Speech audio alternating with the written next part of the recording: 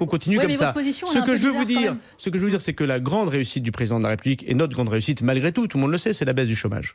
C'est incontestable. Nous avons rendu le pays pro-business, nous avons rendu le pays le plus attractif d'Europe pour les investissements étrangers, et nous avons réussi à baisser le chômage. À Tourcoing, on est passé de 18% de taux de chômage quand je suis devenu maire en 2014 à 11% aujourd'hui. Des milliers de familles qui ont retrouvé un boulot. Je ne vais pas casser ce travail économique que nous avons fait. Une dette qui a explosé, Gérald Darmanin. La dette elle a explosé, c'est votre bilan, ça d'abord, aussi. Le plus important, c'est l'emploi des gens. La financiarisation, c'est très sympathique, on peut en discuter comme ça. Moi, ce qui m'intéresse dans les permanences que j'aurai encore lundi dans ma commune, c'est est-ce que les gens ont du boulot. Ça m'intéresse. Et quand les gens ont du boulot, ils consomment. Ils achètent des maisons, ils achètent des voitures, ils mettent leurs enfants dans des écoles le mieux possible. C'est pas un fardeau justement pour les enfants qui sont aujourd'hui dans les écoles, la dette ? Mais bien sûr, il faut faire des économies. Je ne dis pas le contraire. Je vous dis par exemple, faisons la réforme de l'assurance chômage. Pourquoi nous on la reprend pas ? Moi, je suis d'accord. Pas diminution. Il y a des diminutions de crédit du ministère du Travail. Je les voterai. Il y a des diminutions dans la plupart des ministères proposés d'ailleurs par Gabriel Attal. Moi, je les voterai. C'est pas facile de faire des diminutions. Mais travaillons davantage aussi. Pourquoi on ne met pas en cause les 35 heures ? Pourquoi on ne met pas... Là, on va avoir une discussion, j'ai entendu le Premier ministre avant-hier aussi, sur la réforme des retraites. Mais pourquoi on la toucherait, cette réforme des retraites ? Alors, il n'a pas dit les 64 ans ou la bien sûr. Heureusement, c'est pour ça que je soutiens le gouvernement Michel Barnier. Mais il a dit on va ouvrir la discussion sur un certain nombre de choses. Ça veut dire des dépenses supplémentaires. Ne touchons pas aux réformes difficiles que nous avons faites. Elles ont été faites. Le 8-30 France Info, Jérôme Chapuis, Salia Braclia. Et Gérald Darmanin, avant de parler de sécurité, d'immigration également, dernière question concernant les retraites. On a donc appris ce décalage de la revalorisation d'1,8% prévu en janvier, ce sera en juillet finalement. Favoriser les actifs plutôt que les inactifs. Vous comprenez le signal ? Oui, c'est une bonne chose. Les dépenses sociales, c'est les dépenses les plus importantes dans notre pays. Vous savez, sur 100% de dépenses, il y en a plus de 50%, c'est les dépenses sociales. Les retraites, la santé, le chômage, la famille. L'État, c'est moins de 30%, et les collectivités locales, c'est à peu près 20%. Donc, je ne serai pas crédible en vous disant je ne veux pas qu'on augmente les impôts, mais par ailleurs, je ne veux pas qu'on fasse d'économies. Oui, il faut faire les actifs, c'est pour ça qu'il faut lutter pour que les gens retournent à l'emploi, et qui, évidemment, faire peser parfois des économies sur les personnes qui sont dans ces budgets sociaux. La réforme des retraites était vue comme ça. On travaille beaucoup plus parce qu'on a besoin de faire rentrer plus de recettes. On peut toujours discuter. Moi, je ne connais pas la mesure exacte du Premier ministre, puisque c'est une indiscrétion de la presse. On ne l'a pas eu en présentation lors de son discours de politique générale. Ce sera dans le projet de loi de financement de la sécurité sociale qui arrivera dans 15 jours, 3 semaines. Peut-être que pour les gens qui gagnent moins de 1 500 € de retraite, on pourrait quand même faire cette revalorisation. En revanche, pour les gens qui gagnent peut-être 1 500, 2 000, on peut toujours discuter des seuils ici, c'est difficile de le faire en quelques secondes, décaler cette revalorisation. Donc il y a peut-être dans la proposition du gouvernement des subtilités que je n'ai pas encore comprises ou entendues, ou en tout cas que nous pourrions proposer.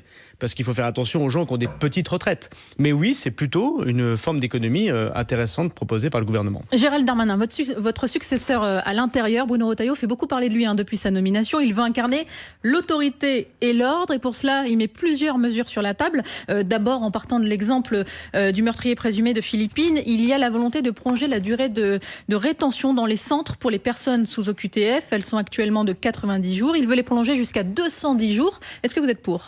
Oui, la loi européenne le permet.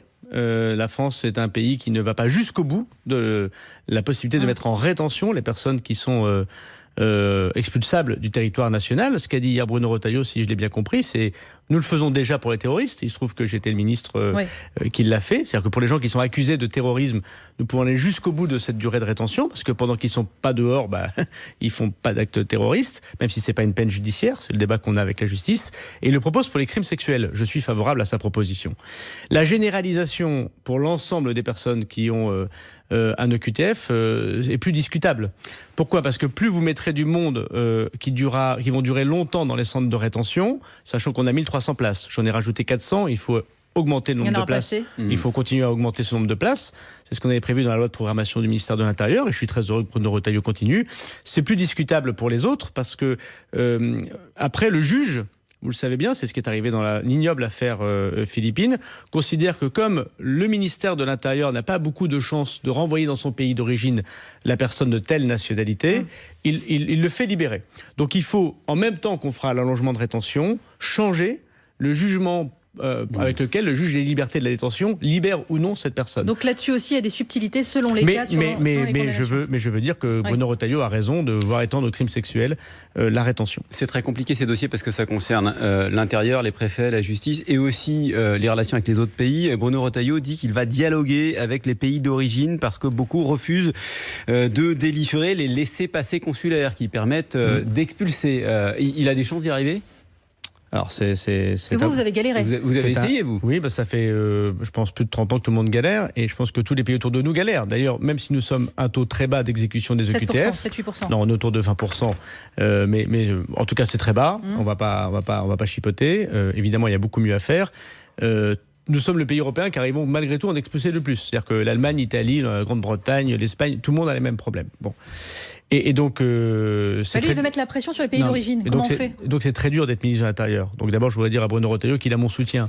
Parce que je connais la difficulté du job. Et que je ne vais pas, au bout de 4 ans, vous dire faut faire plus blanc que blanc.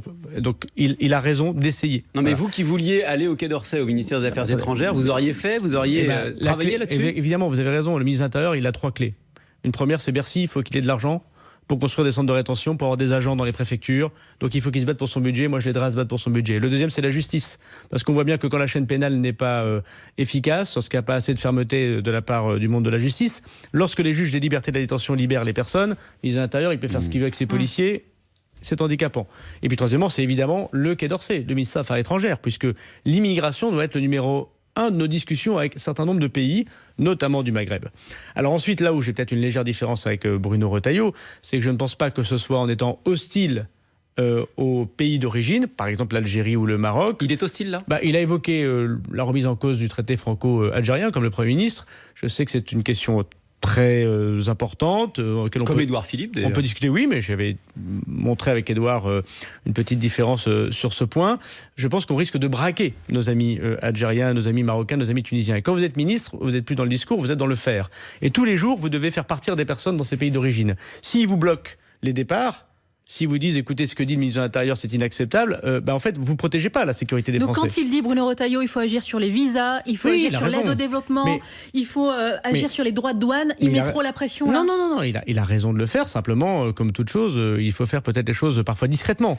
Et pas toujours médiatiquement, parce que médiatiquement, vous mettez dans les buts le pays d'origine qui va, lui, à une opinion publique qui va se braquer. Et il parle trop Non, je ne dis pas ça. Et c'est normal, il est ministre de l'Intérieur, il parle au français, et il a raison de le faire. Mais prenons un exemple très, très, très concret, les visas. Moins de visas, parce que moins de laissez-passer consulaires. Ça paraît de bon sens, on l'a fait. On l'a fait, est-ce que ça a marché ? Non, ça n'a pas marché. Pourquoi ? Parce que quand l'Algérie ou le Maroc, vous leur donnez pas de visa parce qu'ils vous donnent pas laissez-passer consulaires, ils passent par l'Espagne ou ils passent par l'Italie, et comme on est dans une convention Schengen, les Algériens ou les Marocains passent par l'Espagne, et après, comme Schengen c'est la libre circulation, ils viennent en France. Donc vous allez vous fâcher avec l'Algérie, peut-être perdre des contrats économiques, peut-être avoir moins d'informations sur les questions terroristes, sur les questions d'islam et de relations, parce que nous avons de très bonnes relations avec l'Algérie, notamment la Grande Mosquée de Paris, pour essayer de pouvoir lutter contre un islam politique. Et en même temps, vous aurez toujours la même immigration puisqu'ils passeront par l'Espagne ou par l'Italie. Donc il y a des solutions, et moi je suis d'accord sur l'aide au développement. Je pense que la proposition de Bruno Retailleau sur le développement est sans doute la meilleure. On ne peut pas avoir des pays que nous aidons avec du développement par le ministère des Affaires étrangères, par l'AFD, l'Agence France Développement, et par ailleurs qui nous disent non lorsqu'on leur demande des laissez-passer consulaires. Donc il y avait dans la loi immigration une sorte de conditionnement de l'aide au développement par rapport à la politique migratoire. Je pense que Bruno Retailleau devrait le reprendre et je le soutiendrai. Toujours sur l'immigration, en ce qui concerne Mayotte en particulier, Bruno Retailleau est plus direct aussi. Il annonce des vols groupés pour reconduire les immigrés de Mayotte originaires de la République démocratique du Congo. Mais il a raison, on l'a déjà fait. En fait, ça se fait souvent. Et donc, je suis heureux qu'il continue cela, puisque en fait, c'est la politique du charter. Non, mais c'est pas du charter. C'est des avions qui repartent avec des personnes qui n'ont rien à voir sur le territoire national, parce que Mayotte, c'est la France. Donc, il a raison, Bruno Retailleau. Mais ça se fait déjà. À Mayotte, la situation, c'est à la fois des personnes qui viennent des Comores, donc là, ils ne sont pas concernés par ce que dit Bruno Retailleau, et c'est l'essentiel de l'immigration irrégulière. Bon, et ensuite, il y a des gens qui viennent de l'Afrique des Grands Lacs. La difficulté de l'Afrique des Grands Lacs, c'est que les gens viennent demander l'asile à Mayotte. Et vous ne pouvez pas renvoyer des demandeurs d'asile par charter en République démocratique du Congo. Il faut d'abord leur dire non. Oui. Et donc, l'une des difficultés, peut-être, c'est que le temps est trop long. Donc, il faut désormais que Bruno Retailleau applique la loi immigration que nous d'ailleurs voté ensemble, on l'a élaborée ensemble, parce qu'elle prévoit la division par 3 du temps pour avoir son asile, oui ou non, et donc pour envoyer les personnes dans les pays d'origine. Vous avez dit que quand on est ministre de l'Intérieur, il ne faut pas être ministre des policiers, mais ministre de la police et des Français. C'est le contraire. J'ai dit qu'il ne fait pas être le ministre de la police, mais il fait le ministre des policiers. Oui. Bien, alors allons-y. Est-ce que quand Bruno Retailleau dit qu'il veut instaurer la présomption d'innocence pour les policiers, il est surtout ministre des policiers ? De la police. Mais je ne comprends pas, moi, trop ce débat. Il y a une présomption d'innocence aujourd'hui pour les policiers et les gendarmes. Je ne pense pas qu'il faille revenir là-dessus. En revanche, il faut revenir sur le fait qu'un policier ou un gendarme soit mis en garde à vue. C'est ce qui se passe. Imaginons ce matin, on apprend qu'un policier va tirer sur quelqu'un qui est armé d'un couteau et qui est allé attaquer une jeune femme dans la rue. Si le policier tire et tue cette personne, 9 chances sur 10 qu'il soit mis en garde à vue. Le policier, pour expliquer ce qu'il fait. Alors je sais bien qu'on m'expliquera que le garde à vue, c'est pas une condamnation et que c'est un endroit où l'avocat peut venir et que c'est plus protecteur des libertés. Enfin, c'est très insultant pour le policier. Donc moi je pense que Bruno Retailleau devrait aller sur ce point. Je pense que les syndicats de police sont très favorables à cela. Je suis pour que quand un policier ou un gendarme, dans l'exercice de ses fonctions, évidemment pas en dehors de ses fonctions, utilise son arme administrative pour pouvoir arrêter quelqu'un qui manifestement va commettre un attentat ou un crime, évidemment, qui doit plutôt être félicité que mis en garde à vue. Là aussi, quand même, il faut créer des nuances en fonction du fait en question. Je pense créer de la nuance. Je vous dis qu'il ne faut pas revenir sur la présomption d'innocence par principe, parce qu'il peut y avoir des gens qui font n'importe quoi. Il en existe aussi chez les policiers et gendarmes, très peu, mais il y en a comme partout, comme chez les journalistes, comme chez les boulangers, comme chez les politiques, comme chez les gardiens de phare. Mais il faut éviter la garde à vue, il faut empêcher la garde à vue ou la détention provisoire du policier ou du gendarme qui n'a fait que son travail. Je pense qu'on le doit aux hommes de loi. Vous savez, c'est ce que j'ai fait à Rouen quand ce jeune policier a tué celui qui mettait feu à la synagogue de Rouen. Je suis allé le jour même à Rouen et je l'ai décoré. Voilà, devant le procureur de la République, pour bien montrer que pour moi, pour nous, l'important c'était que le policier fasse son travail et pas qu'il s'explique de son travail. Gérald Darmanin, Populaire, c'est le nom de votre mouvement de réflexion.